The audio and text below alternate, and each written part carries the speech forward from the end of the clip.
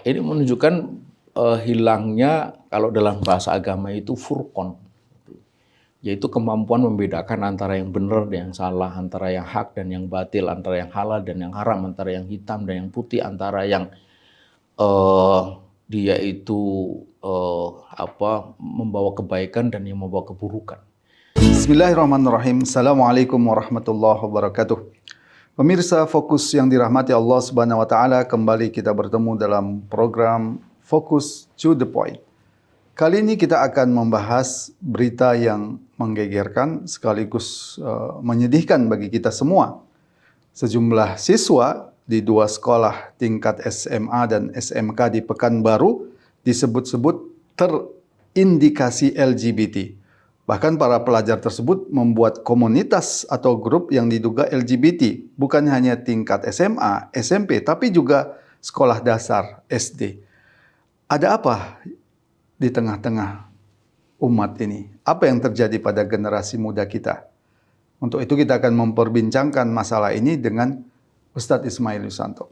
Assalamualaikum Ustadz. Waalaikumsalam warahmatullahi wabarakatuh. Ini tentu berita yang menyedihkan kita ya sebagai orang tua maupun sebagai pendidik ya.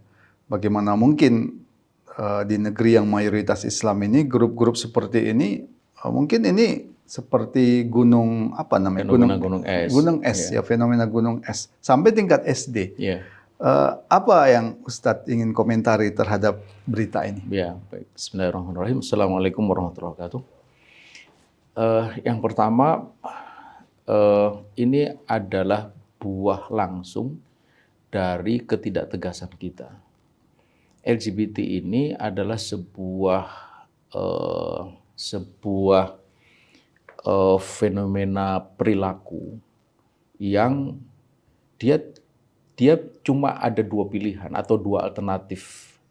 Apakah dia itu ditolerir atau tidak ditolerir? Apakah dia dibolehkan atau tidak dibolehkan? Masing-masing pasti akan membawa konsekuensi.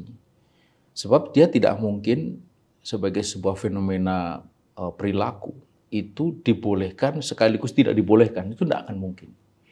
Jika kita tidak membolehkan, berarti dia itu terlarang. Kalau dia dibolehkan, berarti dia akan menjadi sesuatu yang legal. Gitu. Nah, sampai ini hari, negeri kita yang meski tadi sudah disebut mayoritas Muslim, itu ternyata tidak didapatkan ketegasan. Bahkan di dalam KUHP yang sudah disahkan itu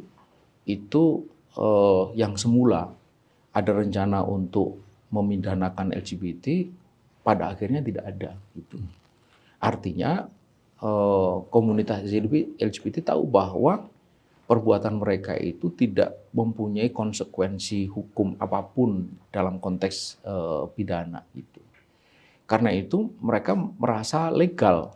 Ketika merasa legal, maka menjadi keterbalik atau menjadi kebalikan. Yang melarang itulah yang menjadi tidak legal gitu. Nah, ketika dia menjadi legal, maka akan terjadi peristiwa-peristiwa atau akan terjadi fenomena-fenomena berikutnya seperti yang tadi disebut itu bukan hanya di dunia orang dewasa, ternyata bahkan sudah sampai turun ke dunia anak-anak. Karena LGBT ini kita mesti menyadari, menginsafi, dia bukan hanya gerakan lokal, tapi dia sudah menjadi gerakan bahkan gerakan mundial gitu, gerakan global. Sebagai sebuah gerakan global, mereka itu punya seperangkat alat, seperangkat strategi untuk mencapai atau untuk meraih tujuan-tujuan mereka. Nah, tujuan-tujuannya sudah berulang kali kita sampaikan, paling tinggi itu adalah legal akseptansi, penerimaan legal, dan itu sudah mereka dapatkan di lebih dari 30 negara, persisnya 32, mungkin sekarang sudah bertambah, yaitu penerimaan atau pengesahan same-sex marriage. Nah, untuk hal itu mereka harus bisa meraih yang kedua secara politik, yaitu politik akseptansi, penerimaan politik. Dan untuk bisa mendapatkan penerimaan politik, dia harus jumlahnya terus membesar supaya signifikan secara politik.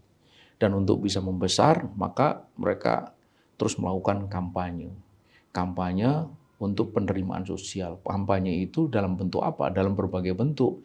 Kemana saja, kemana. Baik itu di kalangan orang dewasa, bahkan juga sekarang ini bukan hanya di negara-negara yang sudah ada penerimaan terhadap komunitas LGBT, di negara-negara semacam kita ternyata juga sudah masuk kalangan anak. Jadi saya ingin katakan bahwa ini adalah konsekuensi logis dari ketidaktegasan. Gitu. Ya, pemerintah sering mengatakan tidak ada legalisasi LGBT, walaupun diakui juga tidak ada upaya untuk mengkriminalkan LGBT. Ini yang sering disebut antara lain oleh Mahfud MD sebagai sikap moderat. Apa bahaya dari cara pandang seperti itu? Itu yang tadi saya katakan, bahwa tidak ada legalisasi LGBT. Tapi ketika tidak ada pelarangan LGBT, maka itu sesungguhnya adalah legal. Gitu. Mengapa? Karena ketika orang melakukan, kita tidak bisa melarang. Ketika tidak bisa melarang, maka itu menjadi sesuatu yang legal secara faktual. Gitu. Jadi saya kira ini pernyataan yang absurd. Absurd sebagaimana juga tidak ada larangan mencuri, misalnya. Lalu orang mencuri, bagaimana bisa disalahkan? Ketika tidak bisa disalahkan, maka mencuri itu menjadi legal. Gitu. Ini yang saya katakan sebagai sikap yang ambigu. Tidak mungkin sebuah perbuatan itu dibolehkan sekaligus tidak dibolehkan. Tidak mungkin. Apalagi kalau kita bicara tentang level negara. Negara itu tidak boleh di dalam posisi ragu-ragu, tidak boleh dalam posisi ambigu seperti tadi gitu. Karena dampaknya ya seperti ini. Jadi jikalau ini betul-betul terjadi dan berkembang di tengah-tengah masyarakat, komunitas LGBT di kalangan anak-anak, yang kita harus tunjuk paling bertanggung jawab adalah pemerintah yang secara nyata tidak tegas gitu. Termasuk yang mengatakan bahwa tidak mungkin kita itu mengkriminalkan LGBT. Bagaimana tidak mungkin? Itu kan soal persepsi dan perspektif. Termasuk bisa kita lihat sensitivitas penguasa, sebutlah Presiden Jokowi apa saya salah atau mungkin mungkin kenyataannya begitu. Hampir saya tidak pernah mendengar Presiden Jokowi membicarakan masalah ini. Padahal ini kan masalah yang sudah menjadi kekhawatiran banyak masyarakat begitu. Tapi nyaris tidak ada mempersoalkan ini atau membicarakan ini. Bahkan beberapa pernyataan Presiden Jokowi kemarin itu akan menghadiri konser Coldplay yang kita tahu Coldplay ini mempromosikan LGBT. Apa ini menunjukkan apa ini sikap penguasa seperti ini? Ya, ini menunjukkan hilangnya, kalau dalam bahasa agama itu furqan, yaitu kemampuan membedakan antara yang benar dan yang salah, antara yang hak dan yang batil, antara yang halal dan yang haram, antara yang hitam dan yang putih, antara yang dia itu membawa kebaikan dan yang membawa keburukan. Dan itu sangat berbahaya jika itu dialami oleh seorang pemimpin. Karena pemimpin itu mustilah menjadi pihak atau menjadi orang yang paling peka terhadap apa yang disebut furqan tadi itu. So, jikalau tidak, maka ini impact-nya atau dampaknya itu akan sangat luas. Sama sebagaimana kalau orang tua itu tidak punya furqan, dia akan berpengaruh kepada anak-anaknya. Anak-anak menjadi tidak mengerti juga mana benar salah, mana halal haram. Nah, kalau itu keluarga, paling kena hanya beberapa orang ya di keluarganya. Tapi kalau pemimpin negara, mungkin dia akan kena kepada seluruh rakyat. Sama sebagaimana ada calon presiden mengatakan, apa salahnya nonton film porno? Itu bahaya sekali. Kalau dia betul menjadi presiden, lalu rakyatnya semua yang nonton, lalu rakyat semua ramai-ramai mengatakan, apa salahnya? Di mana salahnya? Coba. Jadi itu bahaya sekali. Karena itu, ini hal yang harus dipersoalkan secara tegas itu oleh rakyat, bahwa pemimpin itu tidak boleh seperti itu. Pemimpin itu harus dalam posisi tegas. Hanya soalnya adalah ketiadaan furqan itu karena memang dia tidak memiliki landasan untuk mengatakan ini benar dan salah. Apa landasannya? Jika kita menggunakan landasan Islam saja, kita akan memiliki furqan. Selama dia tidak menggunakan itu, dia tidak punya dasar. Apalagi kalau menggunakan landasan sekuler, HAM, itu semuanya menjadi boleh karena atas nama HAM, dan kekacauan itulah yang sekarang terjadi. Jadi pikiran-pikiran atau persepsi atau perspektif HAM itulah yang membuat akhirnya semuanya menjadi kabur karena atas nama HAM menjadi seolah-olah boleh gitu, dan ini sangat berbahaya. Iya, Ustaz Ismail, kita bergeser sedikit menyoroti apa bahayanya kalau LGBT ini dilegalisasi ya. Dalam beberapa kasus, misalkan ini ada beberapa yang saya catat, misalnya di India, Mahkamah Agung itu memutuskan hukuman pidana kolonial yang mengkriminalisasi hubungan sama jenis dan negara itu membuat mereka yang dihukum hingga 10 tahun penjara tidak konstitusional dan melanggar hak dasar warga negara India itu.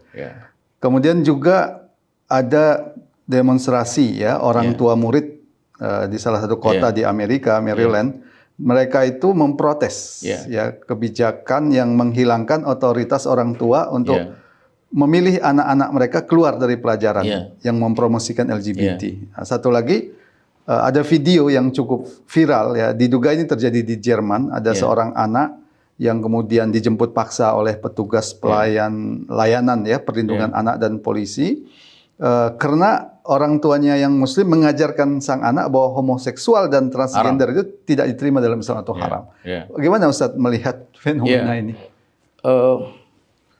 Inilah yang akan terjadi, munculnya konflik horizontal. Mengapa? Karena itu kan fenomena yang pasti tidak akan mungkin didapatkan persetujuan dari seluruh rakyat atau kesepakatan tentang bolehnya itu.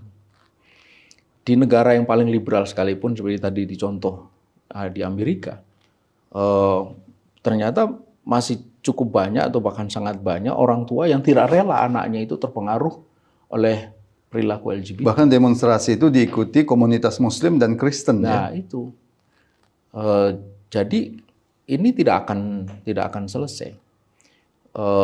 Dan konflik itu bisa akan semakin membesar. Mengapa? Karena kita tahu bahwa komunitas LGBT itu ketika dia sadar atau dia mengetahui bahwa dirinya itu makin hari makin kuat, mereka akan makin agresif. Ketika makin agresif, maka pasti juga akan melakukan tindakan-tindakan yang itu dipahami atau dianggap mengancam. Seperti halnya yang di sekolah tadi itu orang-orang yang punya prinsip yang berbeda. Nah, ketika orang yang punya prinsip yang berbeda yang menolak LGBT itu merasa terancam, mereka akan bereaksi. Nah, reaksinya mungkin pada kadar tertentu masih bisa. Ya, seperti ini ada demo bisa dipisahkan, tapi pada level tertentu mungkin tidak akan bisa seperti itu. Karena keras melawan keras, jadi konflik sosial. Dan konflik sosial ini tak akan terhindarkan dan ini bisa makin membesar. Dan siapa yang paling bertanggung jawab? Yang paling bertanggung jawab adalah negara atau pemerintah yang dia tidak tegas itu. Jadi kita bisa bayangkan, Ustaz Ismail, kalau LGBT itu dilegalisasi, dilegalkan begitu ya. Nanti seorang ustadz ketika ceramah tentang homoseksual, haramnya homoseksual, itu akan bisa dianggap salah, bukan hanya dianggap salah, mungkin bisa dikriminalkan ya. Dalam kondisi tertentu yang benar jadi salah. Jadi kita yang anti LGBT itu menjadi salah. Kan ini satu hal yang sangat naif gitu. Bagaimana bisa yang mungkar menjadi ma'ruf, yang ma'ruf menjadi mungkar gitu. Karena itulah maka penting sekali sejari dini sebelum semuanya membesar itu harus ada reaksi keras untuk menuntut bahwa LGBT ini memang harus dinyatakan sebagai, kalau dalam bahasa Al-Quran itu fahisah.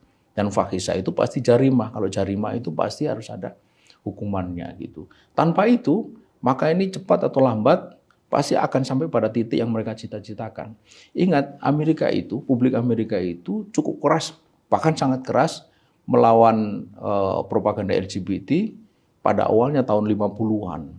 Dan mereka, saya yakin tidak menyangka bahwa 60-70 tahun kemudian mereka terpaksa melihat kenyataan bahwa LGBT yang dulu ditentang sangat keras itu akhirnya diterima, bahkan secara legal gitu. Ada menarik video yang cukup viral juga, Ustaz Ismail, seorang pendeta, walaupun ini kita lihat hanya cuplikannya, ya, kita tidak melihat secara utuhnya, mengatakan bersyukur di Indonesia ini Islam mayoritas. Gitu ya. Kalau Islam ini tidak mayoritas, kemungkinan LGBT itu akan dilegalkan. Bahkan di Barat katanya, kalau pendeta itu menolak untuk menikahkan sesama jenis, maka dia bisa dikriminalkan karena melanggar HAM. Jadi ini fenomena yang kalau terjadi sungguh sangat mengerikan. Artinya kelihatan hanya Islam yang bisa melawan ini. Hanya Islam, tapi Islam yang sebenarnya. Jika Islam yang tidak sebenarnya, yang dia itu hanya nama, maka dia akan sangat dipengaruhi juga oleh pikiran-pikiran sekuler, pikiran-pikiran HAM. Contohnya ya negeri kita ini. Jikalau dengan Islam yang sebenarnya, yang hakiki, maka tidak akan muncul keraguan gitu untuk mengatakan bahwa LGBT ini fahisah, satu perbuatan yang menjijikkan, dan karenanya dia harus dianggap sebagai jarimah kejahatan gitu. Kalau dia mukhalifus syar', bertentangan dengan syariat, dan karenanya kemudian harus dihukum. Jadi ini yang harus dipompakan terus atau digencarkan untuk menggunakan tolok ukur yang benar dalam menilai ini. Sebab kalau tidak menggunakan tolok yang benar, maka ini pasti ada dalam posisi abu-abu. Dan makin lama ruang toleransi itu makin besar. Ini hari itu sebenarnya sudah lebih besar daripada sebelumnya. Sebelumnya itu orang masih malu-malu untuk mengaku dirinya LGBT. Sekarang kan enggak. Udah banyak tuh tokoh-tokoh yang mengaku bahwa dia LGBT. Atau orang yang LGBT itu menampakkan dirinya.